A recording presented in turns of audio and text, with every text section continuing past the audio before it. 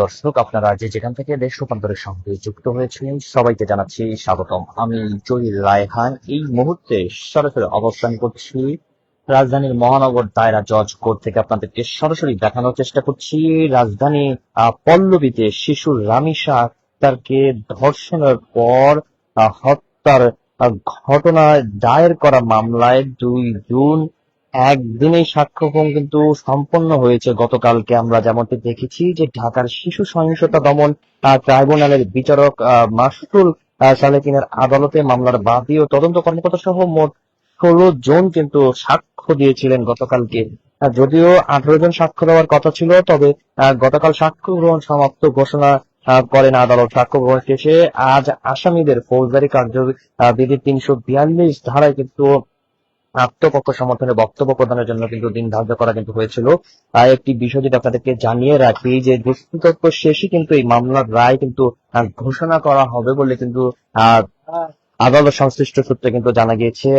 ইতিমধ্যে গতকাল আদালতে কিন্তু সাক্ষ্য দেন কিন্তু রামেশের বাবা ও মামলার বাদী আব্দুল হান্নান এবং মা পারভিন আক্তার সহ আরো অনেকেই, এবং আরো কয়েকজন পুলিশ সদস্য কিন্তু ছিলেন। তারাও কিন্তু এই মামলার আহ সাক্ষ্যতে কিন্তু আমরা দেখেছিলাম, এবং এক ধরনের আবেগ প্রবঙ্গে আবেগ ঘন কিন্তু এক মুহূর্ত কিন্তু গতকালকে কিন্তু তৈরি হয়েছিল এই সাক্ষ্যকে কেন্দ্র করে। এবং আজ আমরা যেমনটি দেখছি যে কিছুক্ষণ আগেই কিন্তু আসামি যিনি সোহেল রানা অর্থাৎ রামিসা ধর্ষণ এবং হত্যাকারী যারা রয়েছেন, এবং তাদেরকে আমরা দেখেছি যে আসামিকে কিন্তু কিছুক্ষণ আগে কিন্তু আদালত থেকে কিন্তু নামানো হয়েছে এবং তাকে কিন্তু প্রিজন ভ্যানে কিন্তু তুলে কিন্তু নিয়ে যাওয়া হয়েছে। এবং আরেকটি বিষয় যদি আপনাদেরকে জানিয়ে রাখি যে আদালতে আজকে কিন্তু আসামি যিনি সোহেল রানা রয়েছেন তিনি কিন্তু বিচারকের কাছে কিন্তু ক্ষমা চেয়েছেন, এবং সেই ক্ষমা চেয়ে কিন্তু তিনি কিন্তু মুক্তি কিন্তু দাবি করছেন, এবং তার যে সন্তান রয়েছেন শিশু তার দোহাই দিয়ে কিন্তু তিনি কিন্তু ক্ষমা চাচ্ছেন।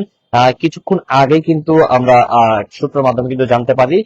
যদি আপনাদেরকে একটি বিষয় যদি জানিয়ে রাখি, গতকাল কিন্তু এই মামলার কিন্তু 18 জন সাক্ষ্য দেওয়ার কথা ছিল, এবং সেখানে কিন্তু আমরা 16 জন সাক্ষীকে কিন্তু দেখেছি, তারা কিন্তু ছিলেন এবং তারা কিন্তু সাক্ষ্য দিয়েছেন। এবং 25 মে আসামি সোহেল রানা ও তার স্ত্রী স্বপ্না আক্তারের বিরুদ্ধে চার্জশিট অভিযোগপত্র কিন্তু দাখিল করেন কিন্তু মামলা তদন্তকারী কর্মকর্তা পল্লবী থানার উপপরিদর্শক SI অহিদুজ্জামান। ওই দিন কিন্তু মামলাটি কিন্তু পরবর্তী বিচারের জন্য কিন্তু ট্রাইব্যুনালে কিন্তু পাঠানো হয়। এরপর ঈদের ছুটি শেষ হওয়ার পর পর কিন্তু 1 জন 2 আসামির বিরুদ্ধে কিন্তু অভিযোগ গঠনের মাধ্যমে মামলার আনুষ্ঠানিক বিচার কিন্তু শুরু হয়।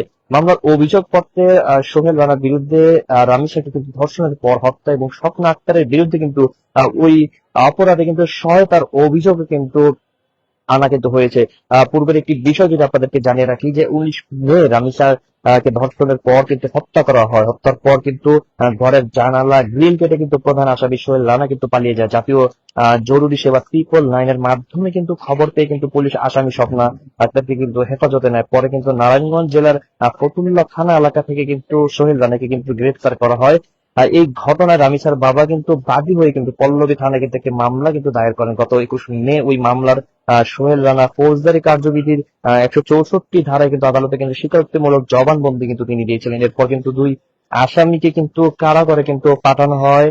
রামিসার বাবা পরিবার নিয়ে কিন্তু পল্লবী থানাধীন সেকশন 11 ব্লক বি এলাকায় কিন্তু একটি ভাড়া ফ্ল্যাটে কিন্তু বসবাস করেন। তিনি কিন্তু বনানীর একটি বেসরকারি প্রতিষ্ঠানে কিন্তু চাকরি করেন। আসামি সোহেল রানা ও স্বপ্না আক্তার একই ভবনের কিন্তু অন্য একটি ফ্ল্যাটে কিন্তু থাকেন। ভুক্তভোগী আরামিসা পপুলার মডেল হাই স্কুলের কিন্তু 2য় শ্রেণীর শিক্ষার্থী ছিল।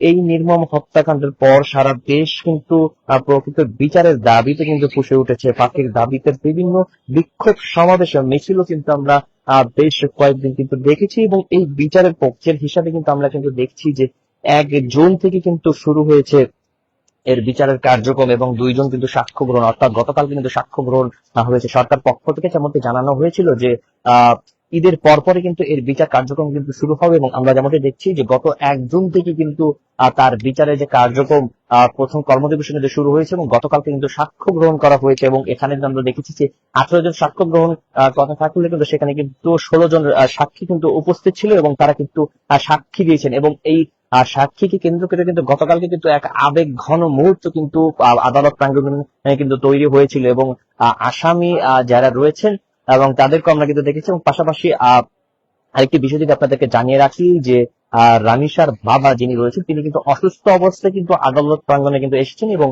গতকালকে কিন্তু এখানে কিন্তু তারা কিন্তু উপস্থিত ছিলেন এবং তারা কিন্তু সাক্ষী দিয়েছেন।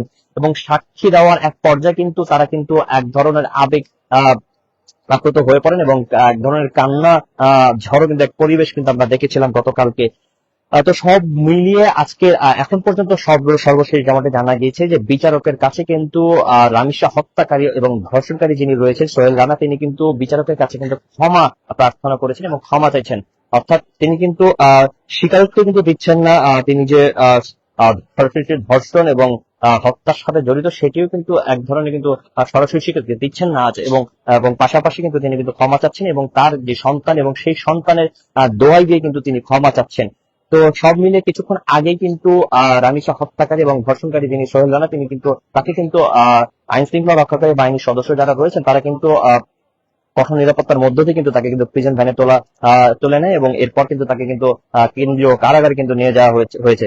এবং পাশাপাশি কিন্তু এখন পর্যন্ত কিন্তু এই মামলার এবং হত্যার সাথে যে আরো একজন যিনি জড়িত রয়েছেন যে স্বপ্না আক্তার, অর্থাৎ সোহেলের স্ত্রী, তিনি কিন্তু এখনো কিন্তু আদালতে রয়েছেন এবং তারও কিন্তু বিচার কিন্তু প্রক্রিয়া কিন্তু এখনো কিন্তু চলমান রয়েছে। এবং পুরো আদালত প্রাঙ্গণে কিন্তু আমরা যেমনটি দেখছি যে আইন শৃঙ্খলা রক্ষাকারী বাহিনীর সদস্যরা যারা রয়েছেন তারা কিন্তু চারদিকে কিন্তু কঠোর নিরাপত্তা এবং কঠোর অবস্থানে কিন্তু তারা রয়েছেন। তো সব মিলিয়ে এই ছিল আমার কাছ থেকে এখনকার মতো সর্বশেষ আদালত প্রাঙ্গণ থেকে। পরবর্তীতে যে কোনো ধরনের আপডেট পেতে দেশ রূপান্তরের সঙ্গেই যুক্ত থাকুন। ধন্যবাদ।